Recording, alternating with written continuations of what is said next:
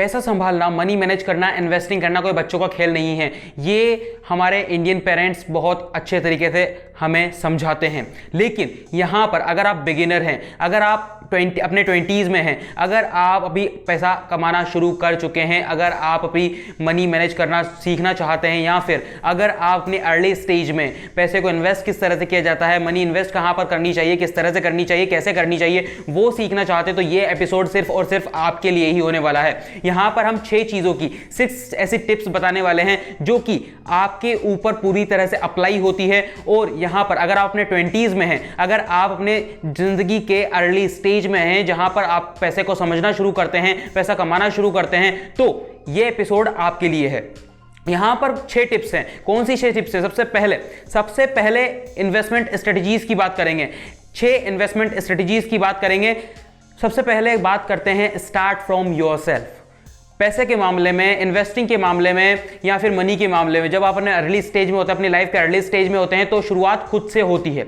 शुरुआत आपकी खुद से होती है। आप कितनी अच्छे तरह से खुद में इन्वेस्ट कर सकते हैं, उसके बाद आप स्टॉक्स ले सकते हैं, म्यूचुअल फंड्स ले सकते हैं, आपकी मर्जी पड़े वो ले सकते हैं। लेकिन आप खुद में कितना इन्वेस्ट कर रहे हैं, आप अपनी खुद की ग्रोथ में कितना इन्वेस्ट कर रहे हैं। बहुत सारे लोग हैं जो खुद में इन्वेस्टिंग के नाम पर हजारों की शॉपिंग करते हैं, नए नए इक्विपमेंट्स लेते हैं, लेकिन मैं उन चीजों की बात नहीं कर रहा। मैं बात कर रहा हूं आप खुद में कितना इन्वेस्ट करते हैं, खुद की नॉलेज को बढ़ाने में कितना इन्वेस्ट करते हैं, खुद के करियर को आगे ले जाने के लिए कितना इन्वेस्ट करते हैं। कोई नया कोर्स आप कर रहे हैं, कोई नया डिप्लोमा आप कर रहे हैं, कोई नई डिग्री के लिए आप जा रहे हैं, कोई नई तरह की आप एजुकेशन ले रहे हैं, कोई नई तरह की आप स्किल सीख रहे हैं, कोई नया तरह का नॉलेज आप सीख रहे हैं, कोई नई नई किताबें आप खरीद रहे हैं। किस तरह की चीजें, किस तरह से आप खुद में इन्वेस्ट कर रहे हैं, वो यहां पर सबसे पहली चीज आ जाती है। आप दुनिया में इन्वेस्ट करने, कंपनीज में इन्वेस्ट करने, स्टॉक्स लेने, म्यूचुअल फंड्स लेने जाएंगे, लेकिन थोड़ा ठहरिए। सबसे पहले खुद में इन्वेस्ट करना सीखिए। जब तक आप खुद में इन्वेस्ट करना नहीं सीखेंगे, तब तक आप कितने भी कंपनीज के स्टॉक ले लीजिए, कितने भी म्यूचुअल फंड्स खरीद लीजिए, आपका कुछ नहीं होने वाला। सबसे पहले खुद में इन्वेस्ट करने की आर्ट जो है वो आप में होनी चाहिए, वो आपके अंदर होनी चाहिए। Now we will talk about the second strategy which is long term focus. आजकल क्या है ना, बिगिनर्स की जब हम बात करते हैं, यूथ की बात करते हैं, तो पेशेंस है बहुत ही कम। उनको 25 दिन में पैसा डबल वाला स्कीम चाहिए, लेकिन वो होने से रहा। तो यहां पर सबसे पहली चीज, और उसी वजह से क्रिप्टो जब हम बात करते हैं, एनएफटीज की बात करते हैं, तो लोगों के काफी सारे पैसे डूब जाते हैं। यहां पर हम बात करते हैं लॉन्ग टर्म फोकस की। अगर आप किसी चीज में, किसी एसेट में, किसी कमोडिटी में इन्वेस्ट कर रहे हैं, चाहे स्टॉक हो गया, क्रिप्टो हो गया, एनएफटी हो गया, कोई और तरह की कमोडिटी या स्टॉक हो गया, एसेट हो गया, तो वहां पर आपको यह ध्यान रखना है कि आप जितना ज्यादा हो सके लॉन्ग टर्म पर फोकस कीजिए। अगर आप लॉन्ग टर्म फोकस नहीं कर रहे हैं तो आप बहुत बड़ी गलती कर रहे हैं। ट्रेडिंग एक अलग चीज होती है जहां पर आप रोजाना शेयर्स को, स्टॉक्स को बेच रहे हैं, खरीद रहे हैं, क्रिप्टो कॉइंस को खरीद रहे हैं, बेच रहे हैं, वो एक अलग चीज है। लेकिन अगर आप अपनी लाइफ के अर्ली स्टेज में हैं, अगर आप एक बिगिनर हैं, अगर आप अपने पैसों को सिक्योर करना चाहते हैं, शुरू से ग्रो करना चाहते हैं, तो लॉन्ग टर्म फोकस आपको रखना ही पड़ेगा। आपको आने वाले 10 साल, 15 साल, 20 साल, 40 साल का फोकस रखना पड़ेगा, ताकि तभी जाकर के कंपाउंडिंग की मदद से आपकी धीरे धीरे पैसा ग्रो होगा, आपकी इन्वेस्टिंग धीरे धीरे ग्रो होगी। यहां पर अब हम बात करते हैं थर्ड चीज की, विच इज डिसिप्लिन।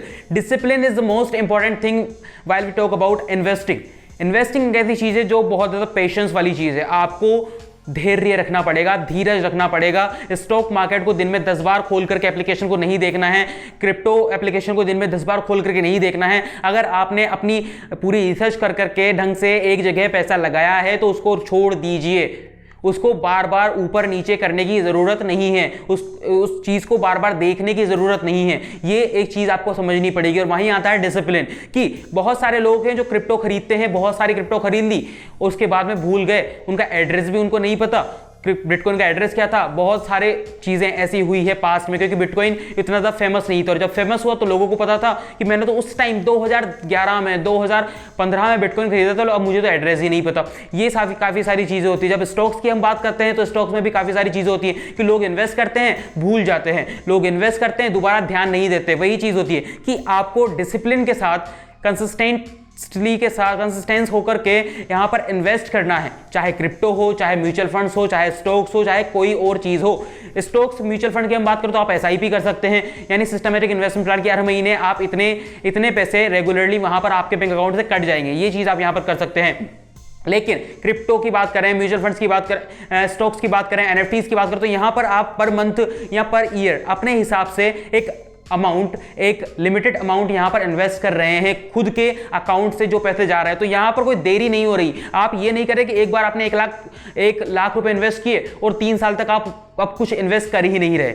ये चीज नहीं होनी चाहिए। यहां पर आपको कंसिस्टेंसी के साथ में बहुत अच्छे तरीके से इन्वेस्ट करना है, डिसिप्लिन होकर के, ठीक है। यहां पर अब हम बात करते हैं 4 चीज, क्योंकि आप यूथ हैं, क्योंकि आप अभी के नए जनरेशन है, तो आपको ट्रेंड से, आपके फ्यूचर से अवेयर होना पड़ेगा कि फ्यूचर में क्या चीजें आने वाली हैं, फ्यूचर के लिए अभी क्या चीजें सही हैं, फ्यूचर किन चीजों का होने वाला है।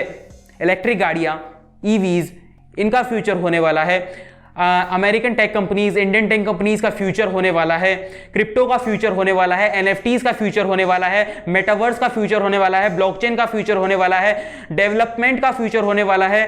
तो उसमें आपको इन्वेस्ट करना है। स्टार्टअप्स का बहुत बड़ा फ्यूचर होने वाला है, तो स्टार्टअप्स को देखते हुए, एंटरप्रेन्योरशिप को देखते हुए और बाकी सारी इन चीजों को देखते हुए आपको फ्यूचर का सोच करके इन्वेस्ट करना है, क्योंकि आपको अभी इन्वेस्ट करने की जरूरत नहीं है, लेकिन आपको उस इन्वेस्टमेंट का जो रिजल्ट होता है वो आपको 15, 20, 25 साल बाद में मिलेगा। तब तक बहुत ज्यादा फ्यूचर में चेंजेस आ चुके होंगे, तब तक आपके आसपास बहुत ज्यादा सराउंडिंग्स चेंज हो चुकी होगी। तो अभी के जो ट्रेंड्स चल रहे हैं, इन्वेस्टिंग के जो ट्रेंड्स हैं, दुनिया में क्या हो रहा है उसके बारे में आपको अवेयर होना है।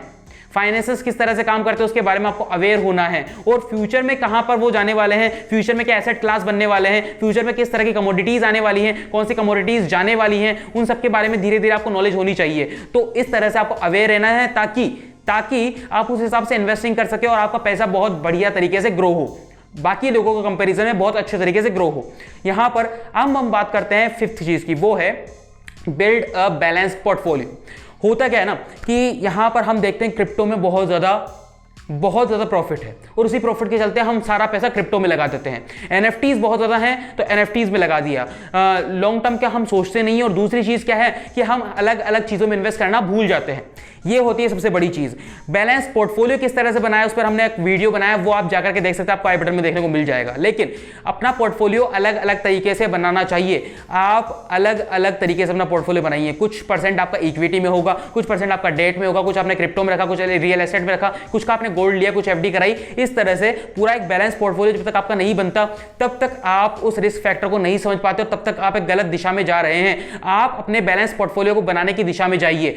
वहां से भटकना एक बहुत बड़ी चीज हो सकती है। आप सोचते हैं कि मैं अपना पूरा पैसा स्टॉक्स में लगा देता हूं, छोटी छोटी कंपनीज में लगाता हूं, पेनी स्टॉक्स में लगाता हूं, तो आपको बहुत ज्यादा फायदा नहीं होने वाला, लॉन्ग टर्म में आपको लॉस ही होने वाला है। आप सोचते हैं कि मैं अपना सारा पैसा म्यूचुअल फंड्स में लगा देता हूं और एक ही म्यूचुअल फंड खरीद लेता हूं, बाकी खरीदने की जरूरत क्या है, तो आप अपना सारा पैसा घुसा कर देते हैं उस एक ही म्यूचुअल फंड में। वहां पर भी बहुत ज्यादा रिस्क है, क्योंकि आप टीवी पर ऐड देखते हैं म्यूचुअल फंड के, उसके बाद में बहुत बड़ा सारा कुछ वहां पर लिखा आता है, जल्दी जल्दी इंग्लिश में बोला जाता है, और उसी को कहते हैं रिस्क।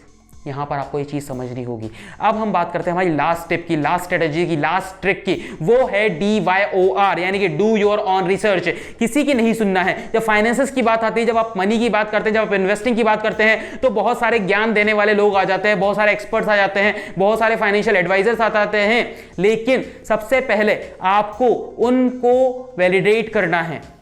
ये देखना है कि वो जो बात कर रहे हैं कि वो किस हिसाब से बात कर रहे हैं, किस कॉन्टेक्स्ट में बात कर रहे हैं, क्या वो चीज सही है। उसके बाद आपको खुद की रिसर्च करनी है, और अपनी रिसर्च करने के बाद में ही अपने पैसे को कहीं जगह लगाना है। अगर मैं कह रहा हूं कि अपने पैसे की 50% की एफडी करा लीजिए, तो मेरी मत सुनिए, पहले अपनी खुद की रिसर्च कीजिए, उसके बाद एफडी कराइए या ना कराइए, वो आपका फैसला होता है। अगर मैं ये कह रहा हूं कि अपने पैसा का 50% आप क्रिप्टो में लगा दीजिए, तो मेरी नहीं सुननी है।